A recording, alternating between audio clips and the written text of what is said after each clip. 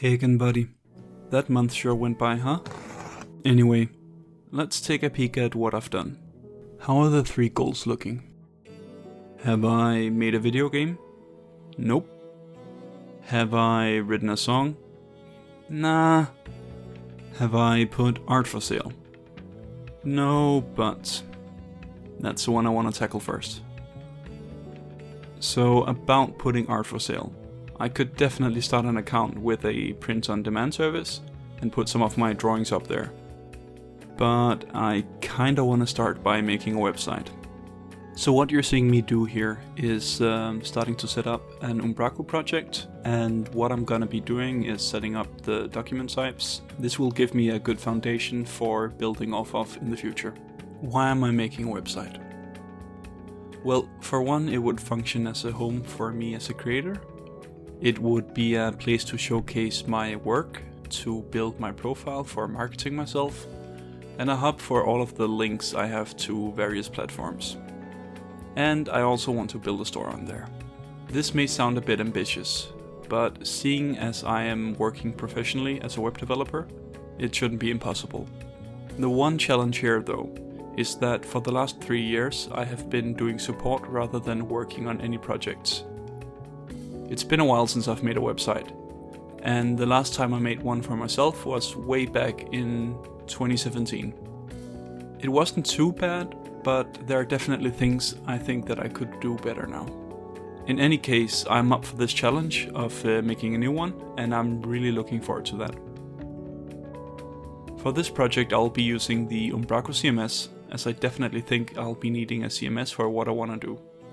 And Umbraco is the one that I've been working the most with.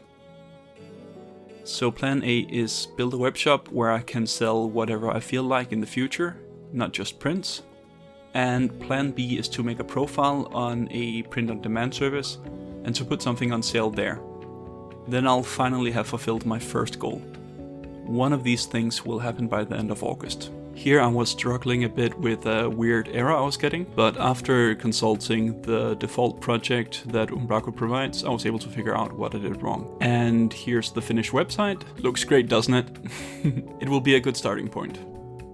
As I'm working on my website and wanting to brand myself, I think it would be a good time to make a logo. So for my logo, I wanted to both include my name or my pseudonym and also have it sort of reflect the T-Rex.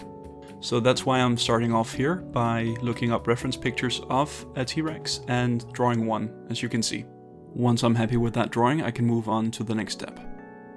At this step in the process, I am starting to fill out the letters of my username or my pseudonym into the image of the T-Rex, and that's what I want to go with for the logo.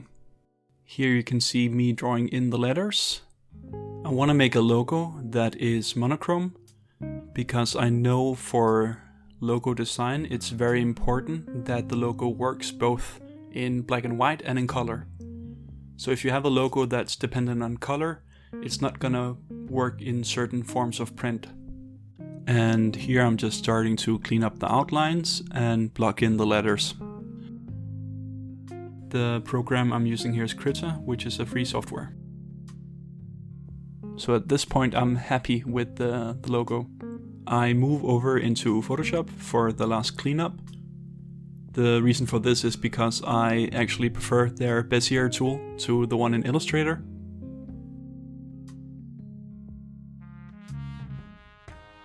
This is a bit of a tedious process, but it really is worth it in the end. So after I have the logo looking clean, I actually take it and put it into Illustrator, where I convert it to a vector file. Here we have the final logo. I'm really happy with it, and I think it will actually work really well. And with my logo done, it also means that I can start to use it in different places, including my social media. Speaking of social media, one of the things that I mentioned in my last video was that I want to be more active on various platforms. And while I've posted a bit more on Instagram, I'm still struggling with stories and Twitter.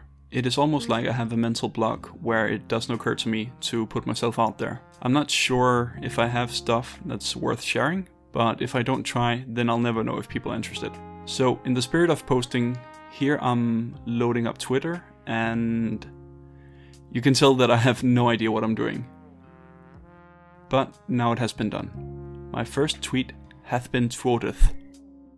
What else have I been doing? I've been working on figuring out what I want to do with this whole process. So for this month, I read this book, Navigating the Art World, Professional Practice for the Early Career Artist. I bought this book a while back, specifically to help me with this process, but I've finally gotten around to read it now. All in all, it's a pretty good book with advice for artists, so it's a clear recommendation for me.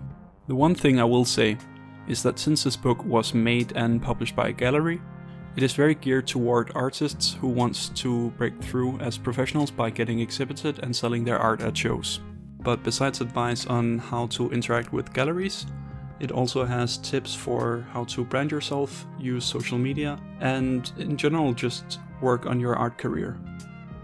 On that note, I think I'm gonna end this video here. The main takeaway is that I'm working on the structure around putting myself out there as an artist. In the next video, coming September, I'm going to fulfill my first goal. I hope that you'll watch along. If you're somehow one of the people who aren't coming through Instagram, I would love it if you would follow me there. I am Camille T-Rex on both Twitter and Instagram. Also, if you have any questions or suggestions, please leave them in a comment. I have no idea what I'm doing and would appreciate the feedback. Alright, see you here in a month.